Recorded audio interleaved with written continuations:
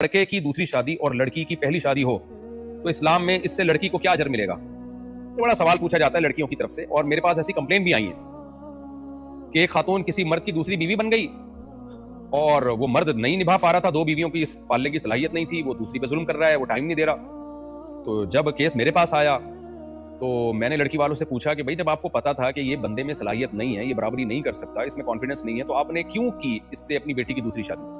تو پتہ ہے جواب میں کیا کہتے ہیں؟ وہ کہتے ہیں آپ کا بیان سن کے آپ نے دوسری شادی کی ترغیب دی ہے تو ہم نے کہا چلو یہ بندہ نیک کام کر رہا ہے، ہم اس کو اپنی بیٹی دیتے ہیں۔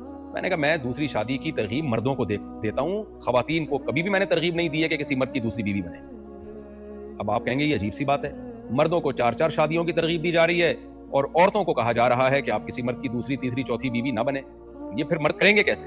اس کا جواب یہ ہے کہ شادی میں ہر شخص اپنا فائدہ دیکھتا ہے۔ آپ جب اپنی بیٹی کسی کو دیتے ہیں تو اپنے فائدے کے لیے دیتے ہیں، اس کے فائدے کے لیے نہیں دیتے۔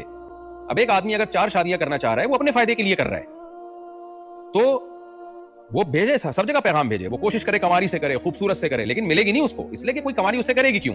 وہ کہے گی مجھے کنوارا مل جائے گا تو میں کیوں کسی کی دوسری بیوی بنوں، میں شیئرنگ پہ شوہر کیوں لوں، میں پورا اپنا 100% جو شوہر ہے وہ میرا ہی ہونا چاہیے نا۔ تو اس کی خواہش یہی ہے۔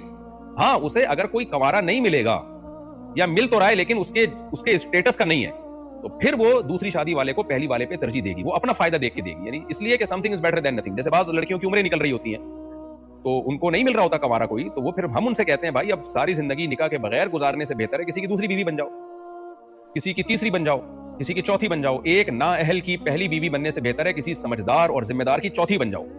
تو یہ مجبوری میں ہے عورت کے لیے، ورنہ نارملی عورت کو چاہیے وہ اس شوہر کو ترجیح دے جس کے نکاح میں کوئی بیوی پہلے سے موجود نہ ہو، اس کو ترجیح دیں۔ آپ نہیں مل رہا تو پھر سیکنڈ والے سے کریں، وہ نہیں مل رہا تو پھر تھرڈ والے سے کریں، وہ نہیں مل رہا تو پھر فورتھ والے سے کریں۔ اور مرد کو چاہیے وہ اپنے لیے اچھے سے اچھا سوچے، لیکن ملے گا تھوڑی اس کو کوئی اچھے سے اچھا۔